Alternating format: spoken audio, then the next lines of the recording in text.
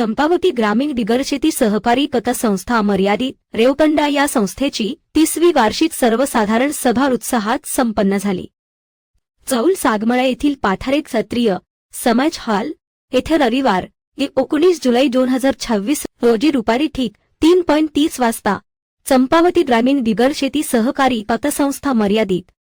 रेवतंडा या संस्थेची 30वी वार्षिक सर्वसाधारण सभा संस्थेचे अध्यक्ष विश्वास विनायक जोशी यांचे अध्यक्षतेखाली घेण्यात आली।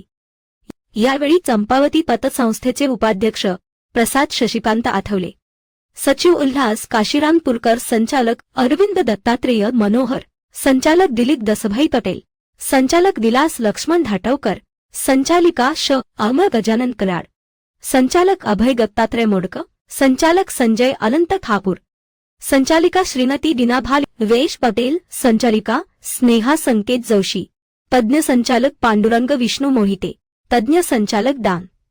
केदार ओक, मुख्य कार्यकारी अधिकारी विजय दशरथ मानकर आदीची उपस्थिती व्यासपीठावर होती। यावेळी मोठ्या संख्येने चंपावती पतसंस्थेचे सभासद उपस्थित होते।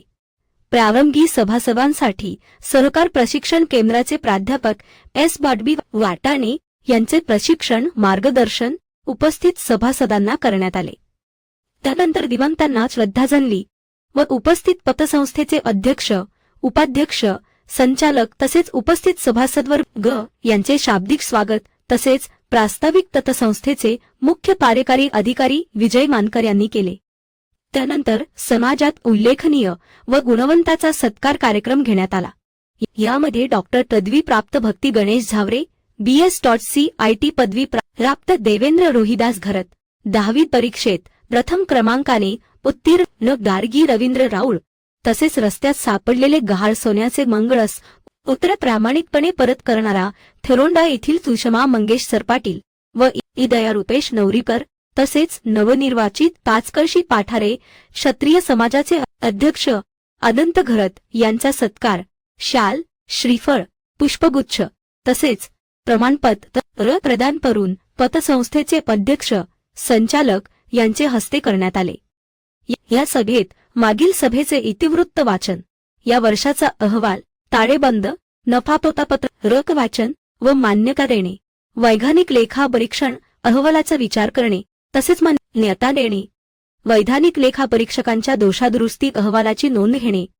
आर्थिक वर्षाच्या वैधानिक लेखापरीक्षणांकरिता पॅनेलवरील लेखापरीक्षकांची नेमणूक करणे व त्याच्या मानधनास मान्यता देणे, अंदाजपत्रकास मंजुरी देणे, अंदाजपत्रकातील कमी अधिक झालेल्या खर्चाची माहिती देणे, संचालक मंडळ व नातेवाईक यांच्या कर्जाची माहिती देणे, उपविधी स्वीकारण्यास मंजुरी देणे, पोटनियम दुरुस्ती मान्यता देणे, शाखा विस्तारास मान्यता देणे आदी कामे घेण्यात आली।